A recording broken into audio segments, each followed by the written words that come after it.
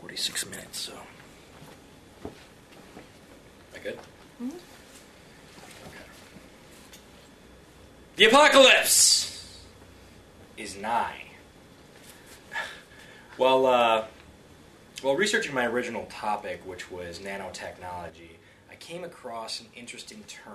The term was gray goo.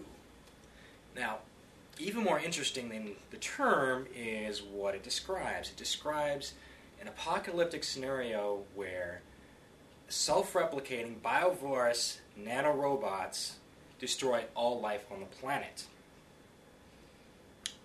By the end of this speech, my audience will have a basic understanding of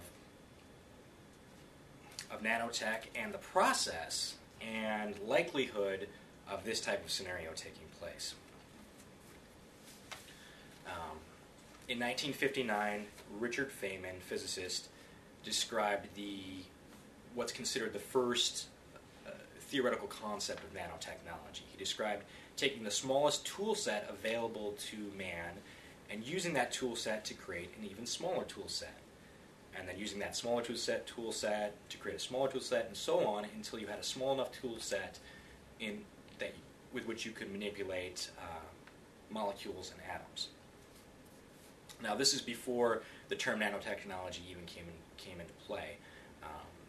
Basic definition of nanotechnology is controlling matter at the atomic and molecular level in order to create materials and devices of that size.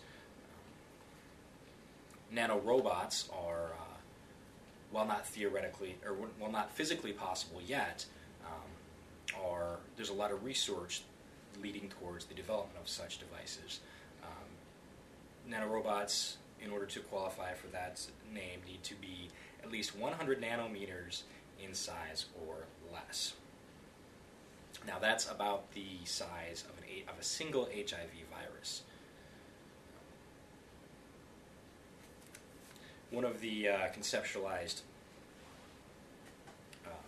purposes of a nanorobot is to create nanorobots specifically for the purpose of making more nanorobots, because developing that first nanorobot is going to be a very complex and difficult process. But then that nanorobot, created and programmed to reproduce itself, would then easily be able to create copies of itself. In 1986, Eric Drexler, who was a pioneer in the field of nanotechnology, in his book Engines of Creation, described for the first time, theoretically, the possibility of an out-of-control, self-replicating nanorobot. And there are three components to that.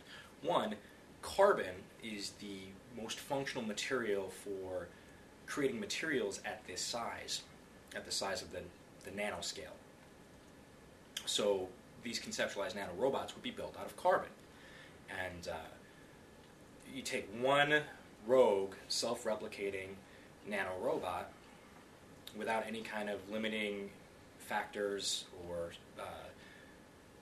built-in expiration date. And point three, the most abundant source of carbon in the world is the biosphere, which is all living things. So what you've got is a rogue, self-replicating nanorobot that uses carbon in its environment to recreate itself. And Drexler proposed what he considered a reasonable amount of time for this single robot to replicate itself, and that's 1,000 seconds. And that's 16 minutes and 40 seconds. So after 16 minutes and 40 seconds, you've got 2 self-replicators. After another 16 odd minutes, you've got 4, and so on. After 10 generations, which is approximately 2 hours and 45 minutes, you've got 512. After another period of that same time, so a total of about 5.5 hours, you've got 68 billion. Now, what this describes is an exponential growth curve. So after 10 hours, you're at 68 billion. It's taken you 10 hours to get to a total population of 68 billion, starting with a population of 1.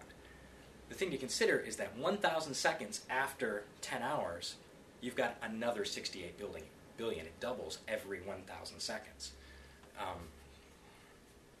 After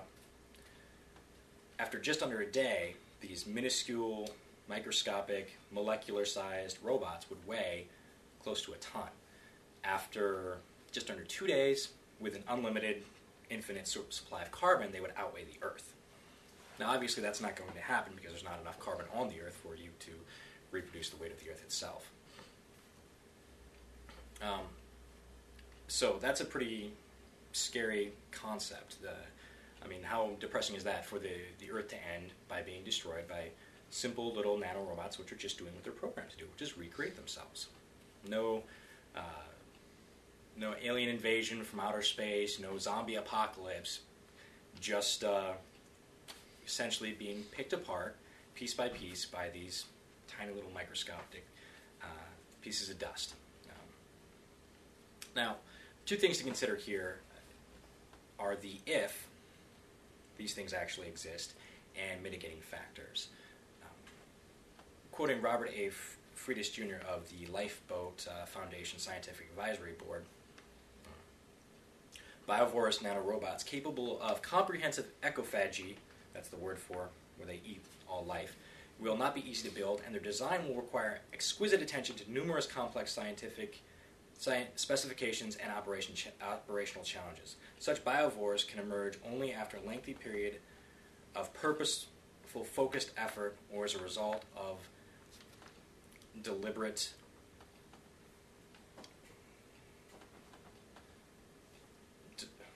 experimentation. So what he's basically saying is that you're not going to arrive at these self-replicating biovorous nanorobots by accident. And even if you did, Friedis studied Drexler's specifications were just general theoretical exponential reproduction. Friedis considered, how much of availability with carbon in the biosphere that, once you have your ground zero, at ground zero, all the carbon's going to be used up. So the nanorobots on the fringe would have more available carbon than the ones at ground zero. So that's going to slow things down. He estimated, taking Drexler's numbers, a more reasonable estimation that it would take 30 days for the biosphere to be completely destroyed by these nanorobots. So, and the other thing to consider, even though it would take 30 days, is the if. Currently, with that much complexity going to the research of these things, in 1992, Drexler released a paper where he basically, while warning against, the theoretical possibility of the dangers of nanotechnology, stated that there's no need to create self-replicating biovorous nanorobots in order to have all the benefits of nanotechnology. And he created a scenario where nanorobots could create other nanorobots in more of a assembly line kind of function. So these so even if self-replicators are created, also they can be made to have self-limiting code, or where they can only produce so many copies of themselves, or some sort of expiration date, some sort of time limit where they, after 2 generations, they cease to be self-replicators. And Friedis of the Lifeboat Foundation considered a more likely scenario of the dangers of nanotechnology to be significantly less drastic, where they were created to be military weapons, where you create biovorous nanorobots that are non-self-replicating. Created in a lab, you create millions of the biovorous robots and use them as sort of like a non-biological biological weapon. While still dangerous, would not replicate out of control. So these biovorous monstrosities don't exist in labs somewhere. Don't expect the world to end tomorrow. At least not from our little nanobots. As long as our governments and corporations listen with caution to our scientists,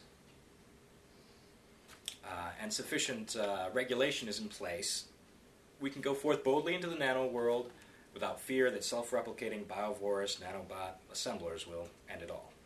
Thank you.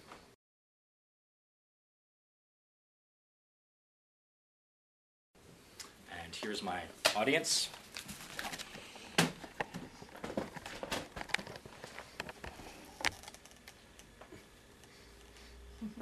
Thank you.